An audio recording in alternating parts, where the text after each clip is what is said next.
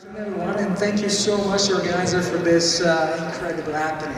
Since this morning, I learned a lot from all of you guys. So, my name is Vincenzo Uli, and I come from Frankfurt, Germany, and working for the Frankfurt University of Applied Sciences as a research associate. So, it's my great pleasure to present you our last work.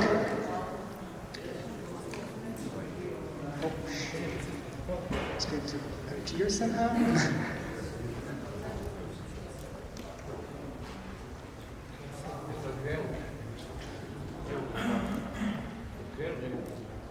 So, by the way, it's about blockchain in the context of halal supply chain. Here we go. Yeah. So, the name of the paper is Leveraging Blockchain Technology for Ensuring the Integrity of our Halal Supply Chain, a Systematic Review. It's a mouthful, but basically the central topic of this is definitely we got problem with halal supply chains, that's for sure. This rupture every time we can assure integrity. Yeah? It's very complicated to do so. So, point is, we're talking about innovation, how we can plug this new IT stuff, right?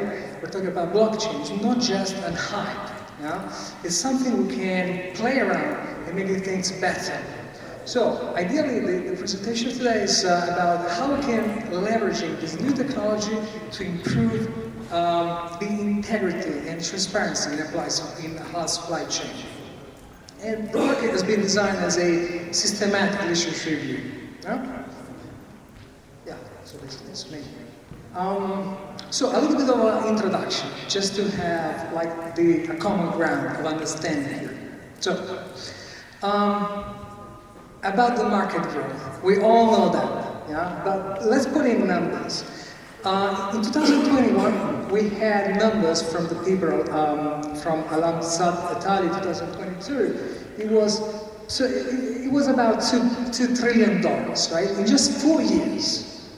Going back to the prediction we have for 2025, this market is expected to grow up to 2.8 trillion. So it's a huge increase in potential for this.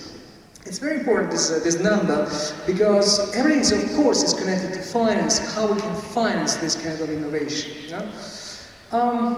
Then there's the second point, which is about the certification and integrity, right? So, our certification bodies ensure compliance with our guidelines, that's for sure. But supply chain faces challenges such as maintaining our integrity, transparency, and trust. So, we'll see that in a later slide, but we're kind of sure at the beginning, so when we're talking about procurement and inbound, so building up our products and services. But then the problem happens when we go outbound. So we're talking about logistics, and has Marco Tiemann in the early 20s remember us. Point is, when we're talking about halal, it's not just about the product, it's just about the certification, but it's ensuring the halalness of a product or service across the entire supply chain, from farm to fork, as you said. You know? Big problem. And so then we have this blockchain potential. This new technology seems to be hyped, it's overhyped in the last 5 years. But the point is, blockchain technology may have enhanced the transparency and traceability and integrity in a lot of supply chains by addressing issues like product integrity, for example, and information system integration, which is one of the biggest challenges we will see later. So these three underpinnings, and then the research gaps at the end, which is basically existing research on blockchain, as you can read there, specifically in a lot of supply chains, is kind of fragmented. What we have at this point in terms of literature is just a bunch of framework, it's just a bunch of theory, yeah? But nothing that has been operationalized. As we'll see at the very end and anticipate a little bit the results of that, still we have inconclusive results for a number of reasons, a number of challenges I want to explore with you, right? But the potential is there. So, I'm supposed to be really good with technology, but somehow... Points here. Yep.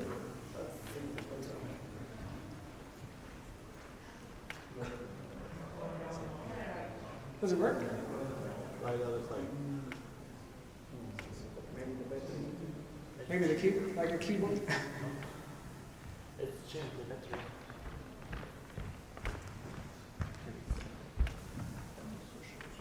Oh, the battery, right?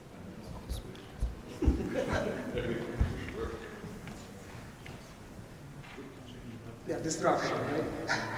Innovation. Innovation. Not even blockchain can solve this.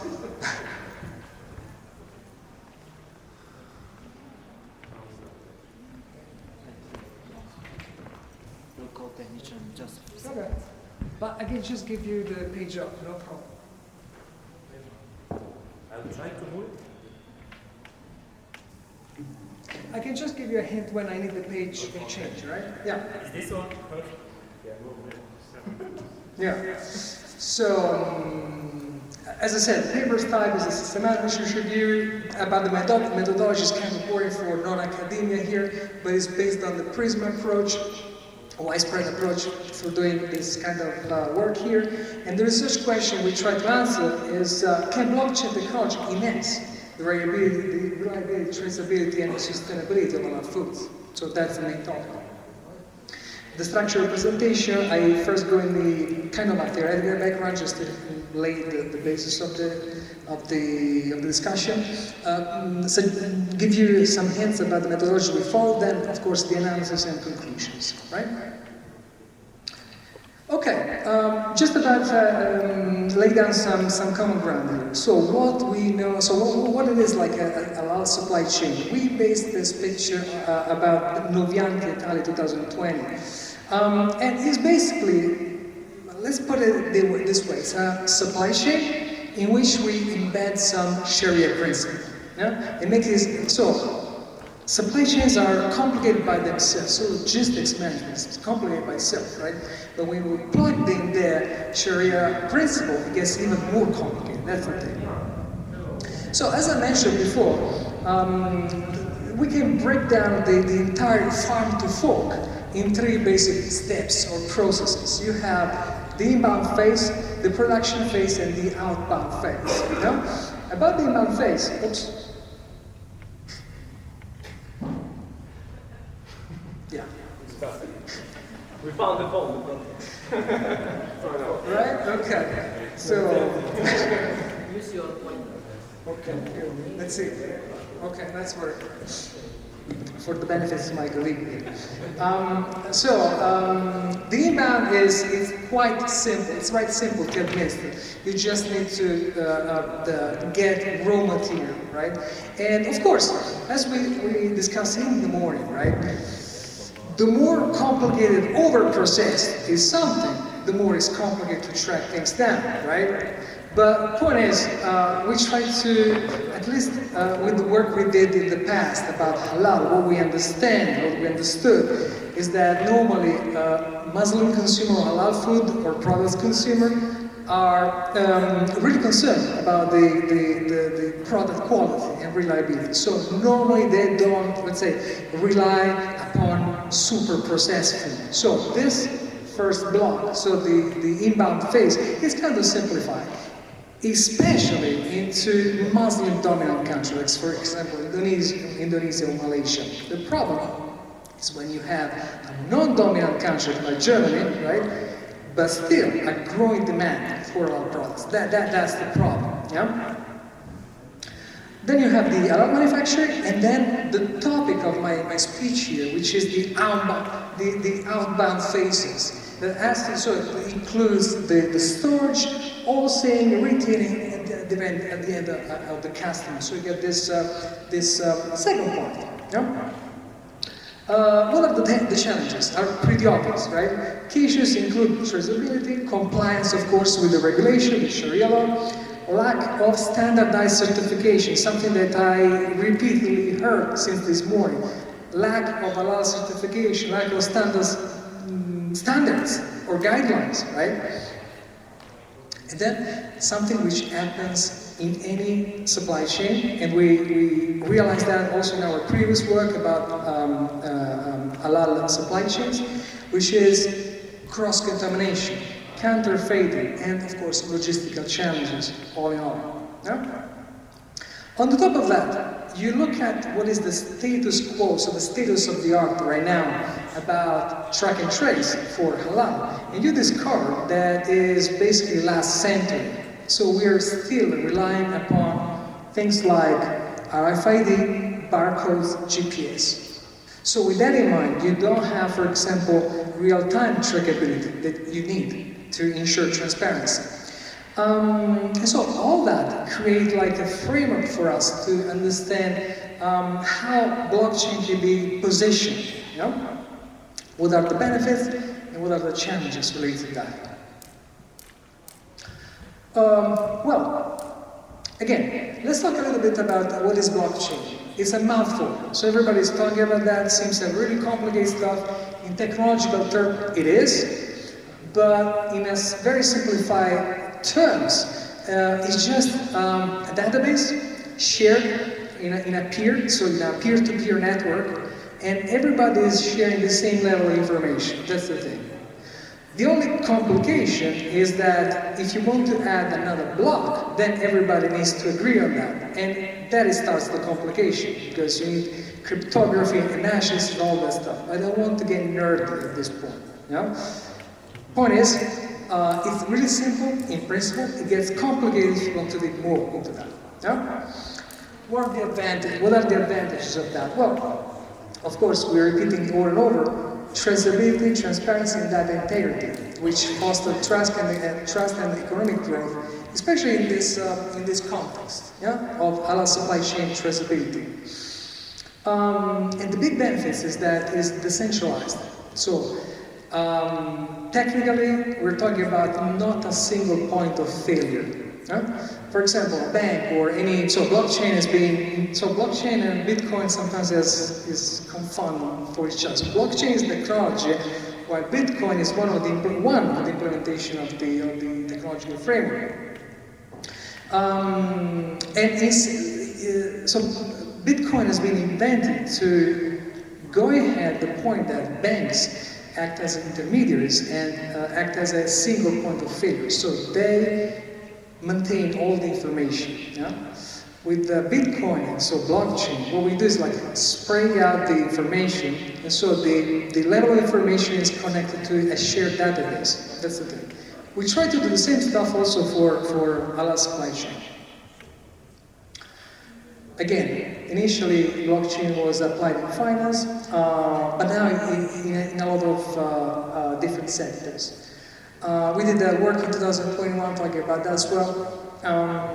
It is mostly found in very high value products, like tracking trace of diamonds, tracking trace of fine wine, and all pharmaceuticals, the cool chain of pharmaceuticals. So you have to understand the blockchain can and is used, but only when the product requires that.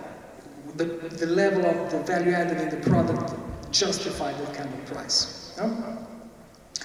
Then on top of that, you can use also smart contracts. I don't want to dig into that, but it's basically it's if-then reaction. So if something appeared in the blockchain, then something else would happen. No?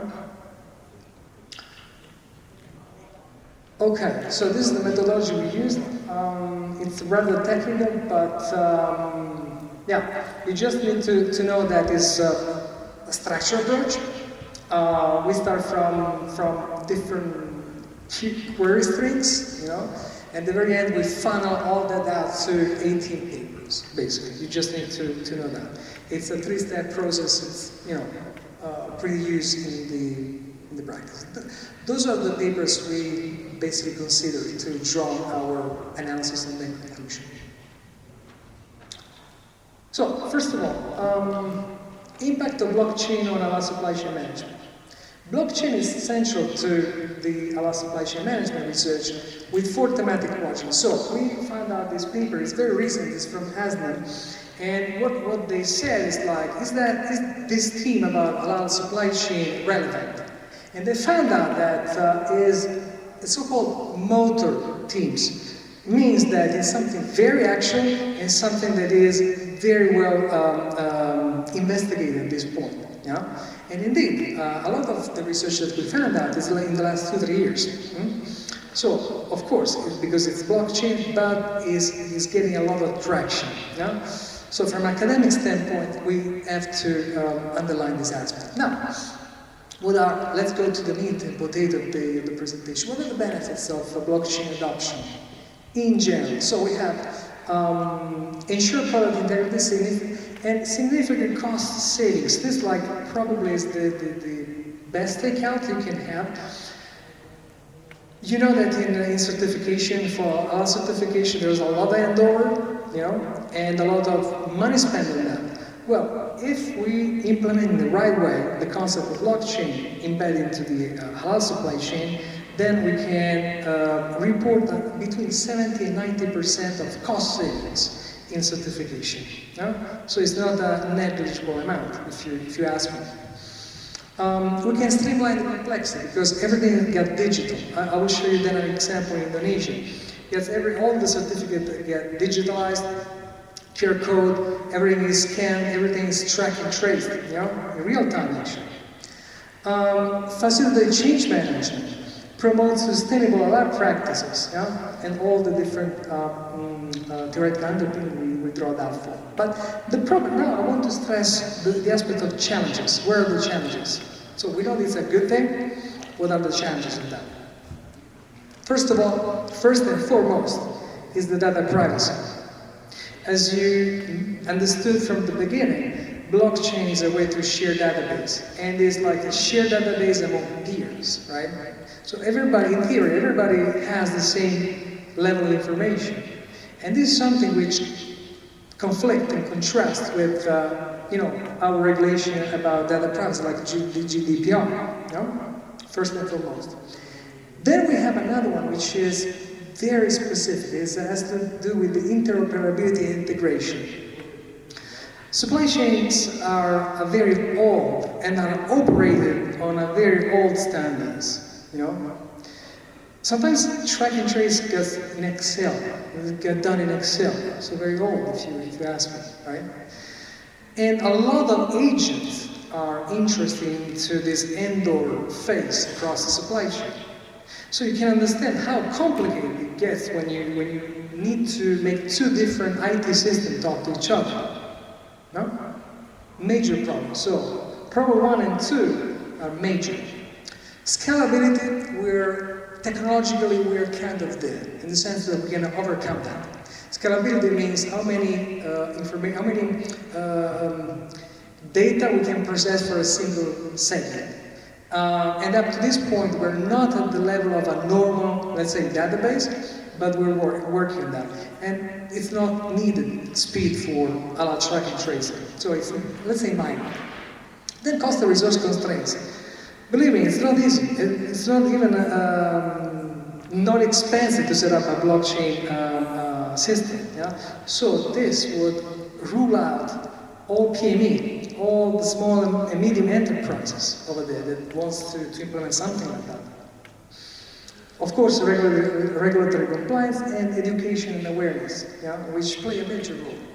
Again, it's an old business that needs to think with old paradigm, and overcome an old paradigm is not easy. This in general, and then we get the specific challenges for the HALAL supply chain. So we don't have a global HALAL certification, right? We already discussed that over and over. Sometimes we don't have accurate data, inadequate raw material regulation. Ineffective traceability system. So if I can sum up these specific challenges, I would say, first of all, it's about regulations. Can be about the certification process. Can be about raw material, gametes. And then there's like a technological aspect, which is we do have inaccurate data first, and we do have inaccurate system to track those things. In order to do that properly, you need IoT, Internet of Things, which are really expensive. According to the theory, so what we found out, there are like 4 types of, let's say, configuration of blockchain. Permission and permissionless, and private or public. Back then, in 2021, we found out that the best way to organize a blockchain was a private, permissionless blockchain. Let me provide you the best example we have at this moment on the planet, which is coming from Indonesia. So, the current halal food system in Indonesia relies on halal certificates and labels, of course, and are overseen by the authority, the LPPO MUI, but lacks transparency for consumers, highlighting the needs for improved traceability mechanisms. That's for sure. No? So, Suri and Dario Tali 2021 come up with a groundbreaking scheme that we can assume is the best example to implement something like that in a law supply chain to get to all the results I'm talking over and over. Okay? And it works like that. It's a very simple one, and it revolves around the meat. So we're not talking about overprocessed things, right? So in theory, it's simpler, but it should work like that. You set up everything on a permission, so private blockchain. No? And of course, you have to include the public bodies. You have to include the halal bodies, that's for sure. It's something that is missing, for example, in a normal blockchain configuration. At the beginning, which is step 1, at the slaughterhouses, a unique ID is stamped in the meat and is uploaded on this database, on this blockchain, right? Then the authority, in this case it will be the LPPO MUI, would verify the documentation, which is in digital form, so it's super easy to do, and put the halal stamp, a digital halal stamp on that shipment. Okay? And then basically it's the halal certification is generated, and the ashes with the meat ID is generated as well and attached to the shipment. Then the shipment goes from the producer, if you remind at the beginning of the presentation, was the manufacturing step, and goes to the outbound process. And then goes from one, let's say, agent to the next, and at each end out, this certification and this handover is certified. So, in theory, everybody in the supply chain can monitor real time what is happening with the shipment, and the halal integrity is granted at each and every step of the process. And eventually, it gets to the final step, which is the retail, where the final check is done, the update meat status is uploaded on the supply chain, and I'm talking about a little bit about science fiction, but in theory, the client, the final customer, can walk into a retail shop, scan the QR code, and be sure 100% that piece of meat was halal certified 100% from farm to fork. And it's something that is missing at this point. Based on our previous research, people, so halal consumers are willing to pay up to 35% in price, in premium price. But the point is, if you ask them, are you sure that you're consuming halal food? And the answer is always, no, I do that on the basis of faith, right? But with blockchain, what we try to push is, you don't have to pay a premium price just because of faith. You pay that because it's completely certified. You are 100% sure that you're consuming something from farm to fork. Huh? But still, it's rocket science up to this very moment. And if you ask me, it's not a problem of technology, because we're kind of there. It's not a problem of cost either, because you can share that into the blockchain. Now it's a very long topic. There's the article you can read for references, of course. So the problem is not certification, it's not technological, it's not even economical, in my opinion at least. It's about the regulation. You have to be sure that the regulation go into the same direction. And as we mentioned multiple times today, since this morning, we're still not there yet, and we need that. That's the thing. No? We must highlight that no concrete empirical implementation of blockchain in the context of halal supply chain have been implemented at this point. Yeah? So the Indonesian model is the closest thing we have to the real thing. And that's pretty much all.